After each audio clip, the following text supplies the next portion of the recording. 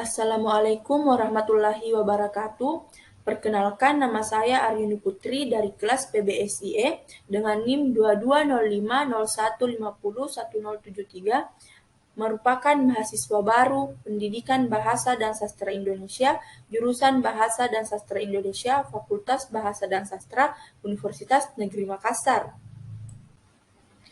Dalam video kali ini, kita akan membahas tentang bahasa Indonesia baku, di mana kita akan membahas pengertian bahasa Indonesia baku, apa saja ciri-ciri bahasa Indonesia baku, dan apa fungsi dari bahasa Indonesia baku. Yang pertama, pengertian bahasa baku.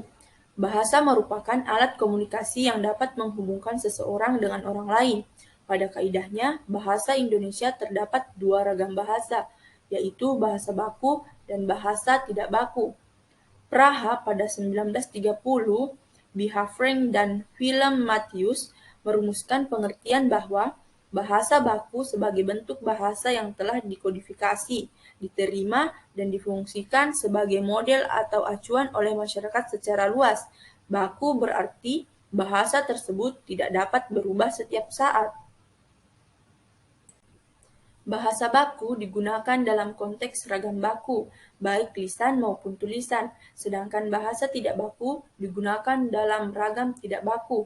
Ragam bahasa baku dapat dibatasi dengan beberapa sudut pandang, di antaranya sudut pandang kebakuan bahasa, yaitu bahasa baku adalah bahasa yang tata tulis, kosakata maupun tata bahasanya sesuai dengan pembakuan bahasa. Yang kedua, sudut pandang informasi. Bahasa baku adalah bahasa yang digunakan dalam berkomunikasi. Yang ketiga, sudut pandang penggunaan bahasa. Bahasa baku dibatasi dengan ragam bahasa yang lazim digunakan oleh penutur yang berpengaruh, contohnya jurnalis dan wartawan, pemerintah, dan tokoh masyarakat. Pembahasan kedua yaitu ciri-ciri bahasa baku. Adapun ciri-ciri bahasa baku ada 8, yaitu yang pertama, tidak dipengaruhi bahasa daerah. Yang kedua, tidak dipengaruhi bahasa asing. Yang ketiga, bukan bahasa percakapan. Yang keempat, pemakaian imbuhan secara eksplisit. Yang kelima, pemakaian sesuai dengan konteks kalimat. Yang keenam, tidak terkontaminasi atau tidak rancu. Yang ketujuh, tidak mengandung arti pleonasme. Yang kedelapan, tidak mengandung hiperkorek. Materi ketiga adalah fungsi bahasa baku. Fungsi bahasa baku dikelompokkan menjadi 2. Yang pertama yaitu fungsi bahasa dipandang dari penggunaan. Fungsi bahasa dipandang dari penggunaan terbagi lagi menjadi 2. Yang pertama yaitu fungsi bahasa secara umum. Yang pertama, alat untuk mengungkapkan perasaan atau mengekspresikan diri.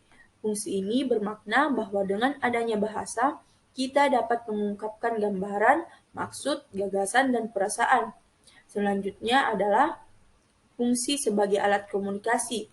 Fungsi bahasa sebagai alat komunikasi menyatakan bahwa bahasa merupakan saluran maksud seseorang yang melahirkan perasaan dan memungkinkan untuk masyarakat bekerja sama. Yang ketiga, fungsi sebagai alat berintegrasi dan beradaptasi sosial.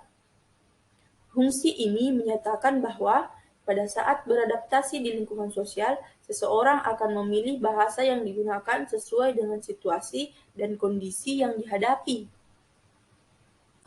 Selanjutnya, fungsi bahasa secara khusus. Ada 4, yaitu mengadakan hubungan dalam pergaulan sehari-hari, mewujudkan seni atau sastra, mempelajari bahasa-bahasa kuno, dan mengeksploitasi ilmu pengetahuan dan teknologi. Yang terakhir adalah fungsi bahasa berdasarkan tujuan penggunaan. Yang pertama, fungsi praktis. Bahasa digunakan sebagai komunikasi dan interaksi antara anggota masyarakat dalam pergaulan hidup sehari-hari. Yang kedua, fungsi kultural. Bahasa digunakan sebagai alat untuk menyimpan, menyebarkan, dan mengembangkan kebudayaan. Yang ketiga, fungsi artistik. Bahasa digunakan sebagai alat untuk menyampaikan rasa estetis atau keindahan manusia melalui seni sastra. Yang keempat, fungsi edukatif. Bahasa digunakan sebagai alat menyampaikan dan mengembangkan ilmu pengetahuan dan teknologi.